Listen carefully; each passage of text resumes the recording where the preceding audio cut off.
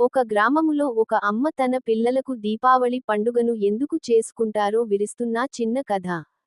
ఒక గ్రామములో లక్ష్మి అనే ఒక తల్లి ఉండేది. ఆమె తన ఇంటి ముందు దీపాలు వెలిగించడం గమనించిన పిల్లలు అమ్మ అసలు దీపావళి పండుగ ఎందుకు చేసుకుంటారు అని పిల్లలు అడుగక ఆ అమ్మ తన పిల్లలను నవ్వుతూ దగ్గరకు తీసుకొని దీపావళి పండుగను ఎందుకు చేసుకుంటారో చెప్పసాగింది. ఒకప్పుడు రాక్షస రాజు రావణుణ్ణి ఓడించి శ్రీరాముడు అయోధ్యకు తిరిగి వచ్చాడు. ఆయన విజయాన్ని జరుపుకుంటూ ప్రజలు ఆనందంతో దీపాలు వెలిగించారు. ఆ రోజు నుండి ప్రతి సంవత్సరం దీపావళిని జరుపుకుంటూ ఉన్నారు. ఈ పండుగలో చీకట్లను తొలగించి వెలుగును ఆహ్వానిస్తారు. ఇది సత్యం మీద అసత్యం, మంచి మీద చెడుపై విజయానికి చిహ్నం. ప్రజలు ఇళ్లను శుభ్రం చేసి, దీపాలు వెలిగించి, తీపి వంటకాలు తయారు చేసి పంచుకుంటారు. పిల్లలు పటాకులు పేలుస్తారు. కుటుంబమంతా కలసి ఆనందంగా గడుపుతారు.